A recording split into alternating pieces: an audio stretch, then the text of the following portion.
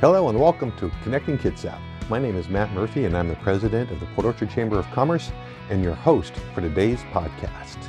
With Connecting Kitsap, we put you in touch with what to do, where to go, and the people to know in Kitsap County.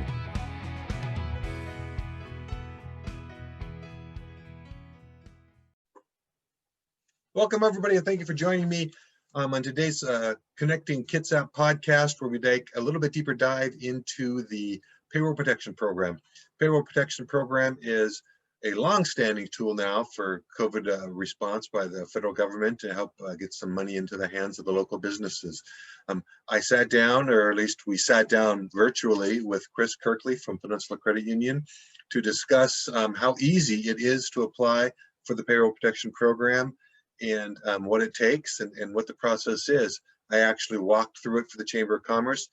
Took us probably half an hour once you get the paperwork together, and I would encourage everybody to look into the program, whether you think you are eligible or not, whether you think you need it or not. Take a look at it. Before we jump into the conversation with Chris, though, I want to give a shout out to our major sponsors, the President's Circle for the Port Orchard Chamber of Commerce, namely the Stafford Family Healthcare. They've had some tough times during all this coronavirus, COVID-19 stuff. It includes Stafford Ridgemont Senior Apartments, Stafford Healthcare, Stafford Suites, great folks there. Also want to give a shout out to Peninsula Credit Union for being a gold sponsor. Dana's Heating and Cooling continued to be a gold sponsor. I want to welcome back Port Orchard Ford, this year's silver sponsors, Don Jake, CPA. Somebody I'll want to get a hold of is your accountant to figure out some of these grants and the tax credits, the retention tax credits that are available. Some of our silver sponsors, Southern Beckham, Atwater, and Barry, as well as Farmers Insurance, Victor Thompson Agency, ServPro, welcome back, and again, a special welcome back to Sunrise Gas and Chimney Service. So without further ado, again, let's go ahead and jump on into the conversation with Chris Kirkley from Peninsula Credit Union. Hey, and welcome. I am joined today with Chris Kirkley from Peninsula Federal Credit Union, and Chris is the VP of Lending there at Peninsula Credit Union. And I got to tell you, when you're working with Peninsula Credit Union, you're dealing with nearly the top dog, as far as VPs and Ps and all that other stuff is concerned. So I can tell you that Peninsula Credit Union takes this seriously. They take the work that they do with the community seriously. Chris, welcome to the show here, so to speak. And Thank you, Matt. Glad to be here. Yeah, I just wanted to take an opportunity to talk a little bit about the Payroll Protection Program. PPP. It's amazing when I talk to people, sometimes they still don't know what's PPP, because during this time we got all kinds of acronyms flown around, don't we? Yeah, we sure do. It's the PPP from the PCF to UCU and, all that other good stuff. But Chris, can you tell us a little bit about Peninsula Credit Union and COVID-19 and what you guys have been doing for the last year, how you've been helping your members out? Well, how we've been helping our members, and we've been engaging in assistance, either through reach out or members contacting us, assisting on either loans that they have currently, deferring payments based on impact due to COVID-19, deferring payments, converting loans to interest only for a period of time. We've also had short-term loans, should that be a viable option too, not just pile on debt, but if it's actually going to solve a problem, but really being there to walk through and assist wherever we can, whether it be just an existing loan. Even if you don't have a loan with us, we can try and assist you financially. Great, yeah. And so I think that's an important thing to point out, that Peninsula Credit Union is not this ginormous conglomeration. It is a locally owned operation, and that you guys are more Right. concerned with your members and the local folks. So really appreciate that. So how did you guys get involved in the Payroll Protection Program? Really, it fit our whole mission of helping the community. You know, we want to help our members, but we want to help the communities that we're in as well. We don't have a business program. However, when the SBA was launching the original payment protection program, they opened it up to financial institutions that weren't, that did not have a business program, which allowed Peninsula and other organizations to join in that effort to assist businesses. So we saw that as just a continuation of our mission. And if we can participate, then we should participate and see how we can help. Well, you are participating, and we appreciate that from the small business standpoint. And I can say that the Chamber of Commerce, you know, we applied for the PPP through Peninsula Credit Union, and I kind of want to talk a little bit about the application process, because throughout this last, well, almost going on a year now, so probably a good 9 months, there have been a lot of opportunities for grants and for loans and for other things like that, and often. And you know, due to nobody's fault, the rules seem to change, and people, you know, the business owners, they get upset or they get frustrated because they submit this and they need that, and then they didn't provide this, and you got to come back, and you know, next thing you know, they're like, "This is so hard. This is so complicated. It's not worth it." Right. I went through your guys' portal, and my guess is that the portals are pretty much the same for any institution. Before I went and looked at it, I printed out the from the SBA. I printed out the paper application.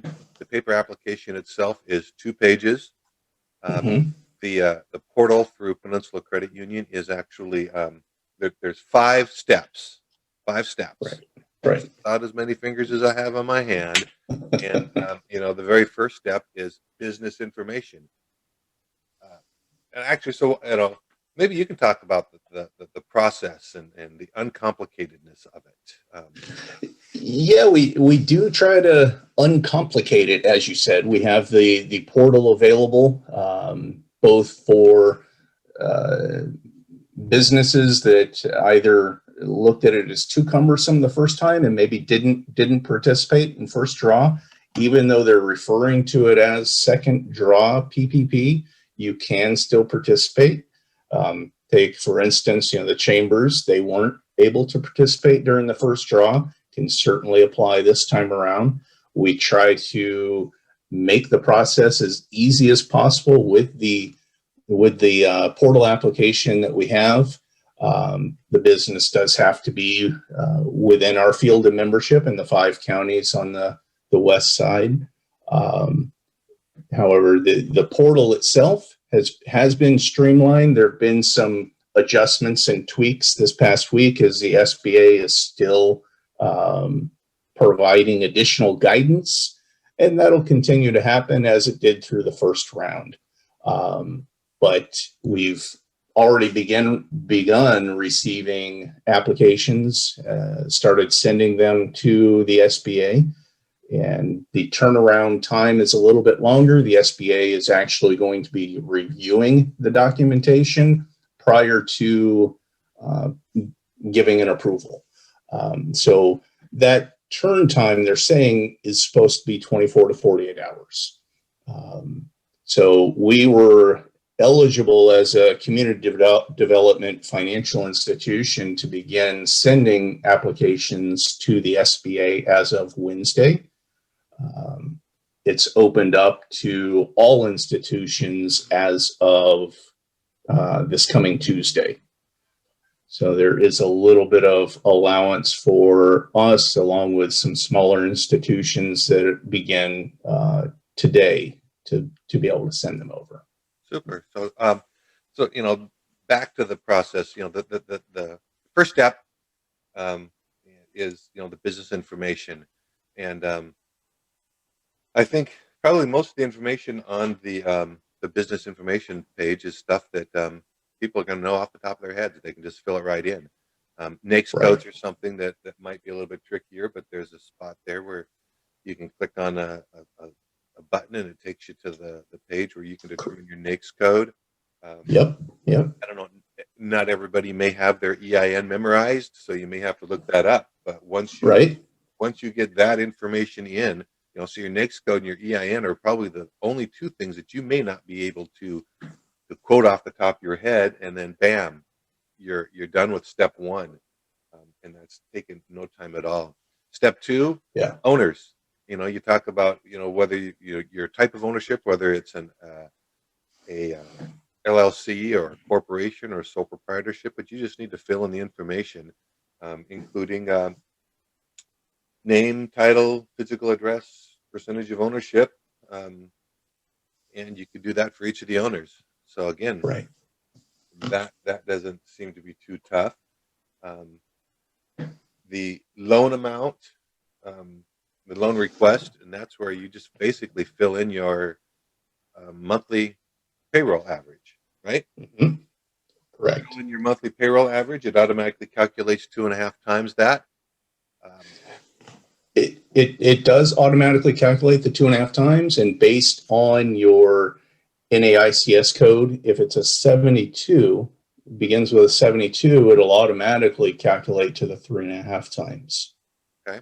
So what is the forgiveness portion of it? What are the rules, real quick, on getting forgiveness with the PPP? Well, that's one of the items that the SBA hasn't rolled out that full guidance for forgiveness yet. One of the big rules in the second draw is if this is your second draw PPP loan, that you're able to support a 25% reduction in revenue from 2019 to 2020.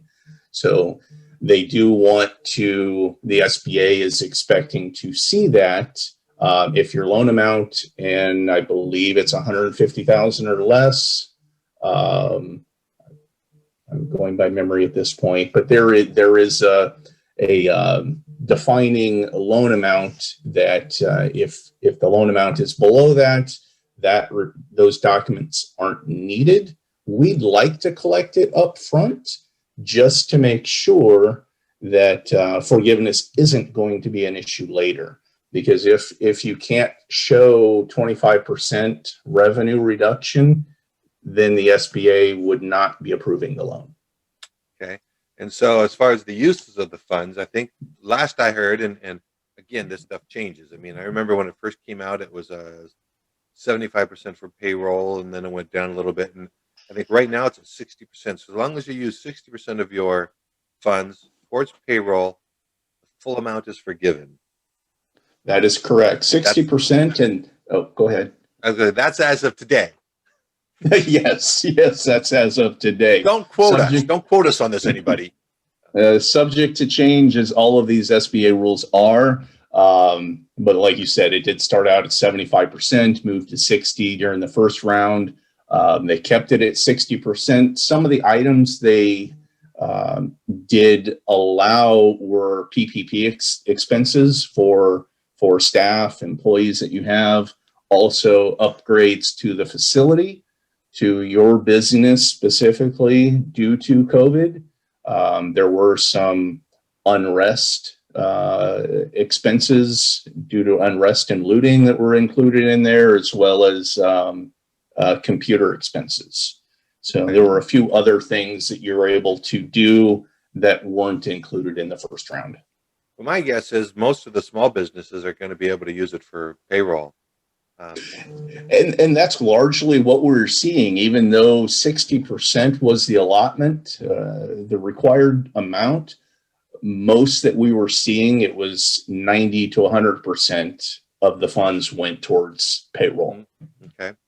So I want to real quickly talk about the documents that are required, because step 4 is documentation, and that is probably the hardest part. You may need to contact your bookkeeper, your accountant. You may have to dust off some paperwork in the top drawer of your file cabinet. Right. When we submitted ours, you upload the documents and then you basically tag them for what they are. Yeah. For payroll purposes, what is acceptable, or what are the expected documentations? What do you have to prove? Yeah. What we've largely been receiving is documentation from payroll processor or quarterly 941 filings. Those are the easiest to use and easiest for us to calculate. Self-employed would be tax returns. We use the SBA is allowing us to use line 31 from the self-employed tax returns. In addition to that would be bank statements. And then for the revenue reduction, if that's a criteria, would be the same documentation along with bank statements. And the revenue reduction can either be an annual reduction, especially if you've already done tax returns, or it can be based on quarter. It doesn't have to be a yearly. It can be Q2 of 2019 and Q2 of 2020. Okay. So in the portal, there's a spot to upload the documents. You tag them. In our example, we tagged them as the quarterly 941s, and we moved on to the next page. So we have talked through the first 4 steps, and Right. With the exception of having to dig out those documents, most of this stuff is stuff that you'll be able to pull right off of your computer. And Yeah. and you know, our bookkeeper, our accountant, she emailed us the 941s, and so that was even painless. The questions and certifications is step 5 of the Right. process. And I know when I called you and talked to you about those, and when I had printed out the paper application, they're all there. Yeah. What kind of questions or generally are those?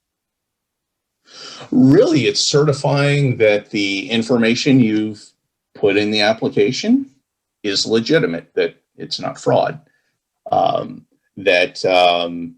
There's questions on there regarding whether anyone's been in bankruptcy, basically that you're doing anything fraudulently is really the biggest crux of those items there. And whether you have any affiliate organizations, any the word's escaping me at the moment, but most of it is just validating that information that you've put in, certifying it. Then you would be able to electronically sign that document.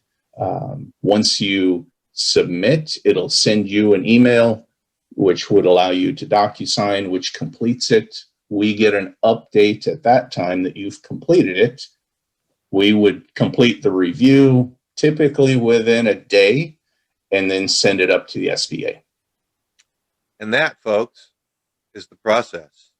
You've Right. just applied for the Payroll Protection Program.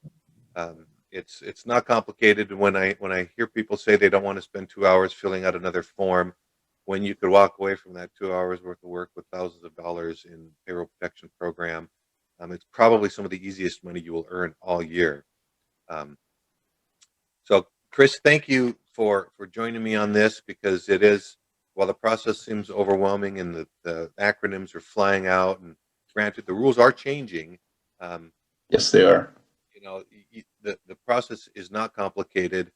It's not complicated through Peninsula Credit Union, and I am pretty darn sure it is not complicated through any of the other organizations either. Although, Right. obviously, Chris can't vouch for that. But you know, I guess when Chris and I were talking earlier, probably the most important advice is to contact your local financial institution, because Yeah. they are more likely to deal with their existing customers and members first in this process. Nothing says they have to or they can't, but contact your local bank, right, or credit union. And I Or mean, credit union. I don't know who all's doing it. I can tell you that, from our member standpoint, I think most of our member banks are Columbia Bank, Kitsap Bank, Kitsap Credit Union, Alaska Credit Union. They may be doing them Yeah. also. So I would encourage everybody to go check out their local institution. So, Chris, do you have any final thoughts or final words on this subject? Well, just kind of echoing what you were saying. What we've really been focused on is trying to uncomplicate what is really can be a complicated or look to be an overwhelming process. So we really look to try and lessen that as much as we can and be a partner in the process. Mm-hmm. Well, we appreciate it, and I know that all the chambers in Kitsap County appreciate your support. And actually, you guys are based down in Shelton, right? Correct. So Correct. you guys have branches in, and I'm just going to go, Shelton and Belfair and Port Orchard and Paulsbo and Port Townsend. You are correct. You got it. There we go. And so when you said earlier you had to be you had to live within one of the 5 branch areas, that doesn't preclude other people going to other branches. I mean, it's not like you have to live in Thurston, Kitsap, Jefferson. You don't have to live here to apply, but through the credit union, you have to live within their geographical areas. Yeah, the business for the PPP loans, the business has to be in our geographic area. Right. So, yeah. Well, thank you, Chris. It was a pleasure talking with you. I'm glad to actually get to see you face to face. I know we've been communicating back and forth, and you as well. Say hello to everybody there, and thank you guys thank Peninsula Credit Union for their continued support of the Port Orchard Chamber of Commerce, and say hi to Jim for me. Will do. Appreciate your time, man. All right. Thank you. You have a great day. You too. All right. Well, there you have it, folks. It is as simple as that. It probably takes you a whole whopping 20 minutes to a half hour. What we walked through right there was it. There's 5 sections to it. Get your paperwork together. Get your payroll records together. Have them scanned in the computer. You can fill out the paperwork, attach the documents, and send it in. It's that simple. So once again, I would encourage everybody to check that out.